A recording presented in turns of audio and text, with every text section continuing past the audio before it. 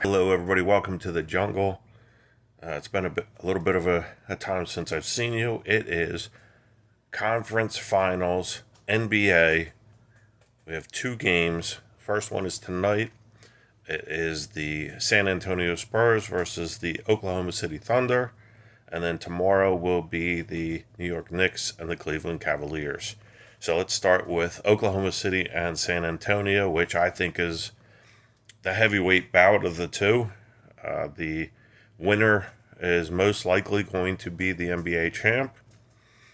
Before we get started, please like, subscribe, share, comment, follow, repost. Appreciate all your efforts on that. Let's get started. So, Oklahoma City, defending champs. Last year, I did pick them to win. I did pick them to win 3 of the next 5. So they did take last year's. I before the playoffs started this year, I took them to win this year.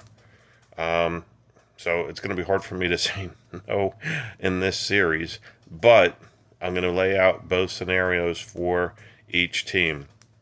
Oklahoma City started out the season 24-1, and then ran into San Antonio, who actually beat them 4 games to 1 during this season. Oklahoma City led the league with 64 wins, I believe. I think they were 64-18, which is a phenomenal record. San Antonio had over 60 wins themselves, so you got two 60-game winners. You got one of the best talents in the league in Victor Wembanyama, who was the Defensive Player of the Year. You got SGA, Shai Gilgeous-Alexander, 2-time MVP.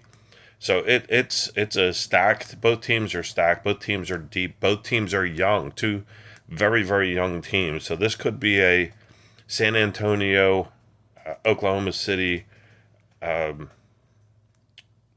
Celtics rivalry, only within their own conference. I mean, it's going to be for years. I think these two teams are going to be going at it to see who gets to the finals, which is going to be very interesting, especially as young as they are, as talented as they are. I think the X factor in all this, and the reason that I picked Oklahoma City to win 3 of the next 5, 2 of the next 4, is the general manager is brilliant, and has Oklahoma City has 2 first-round picks this year, and they have like 11 over the next 4 or 5 years, plus a boatload of second-round picks. So they have a lot of draft capital that they can help to tweak the team and make it even better, which is scary. So it's going to come down to defense. Both teams play extraordinary defense. I think Wembanyama individually is the best defensive player on either team, but Chet Holmgren, the power forward for OKC, is very good. I think he finished second this year. And Shai Gilgeous SGA is a very good defender. Caruso is a very good defender. Lou Dort's a very good defender. So I think team defensively, Oklahoma City might be better. Individually, by the rim protector, Wembanyama's, head and shoulders, literally, above pretty much anybody on the floor on any given night. I think this is going to go 6 or 7 games, so I got to call one of them. I want to say 6, but I'm going to go 7 games. I'm going to say OKC in 7. I believe that all the right people are going to be playing up to their potential. I think Wemby's going to have a good series. I think SGA is going to have a good series. The nice thing about for OKC is Jalen Williams is back after being hurt for the last series. And I think one of the things that plays in OKC's favor is they swept their last series, actually the first 2 series, whereas San Antonio, they struggled at times with Minnesota, which was very surprising because Minnesota was very undermanned with no Dante DiVincenzo, who was out with an injury for the whole series.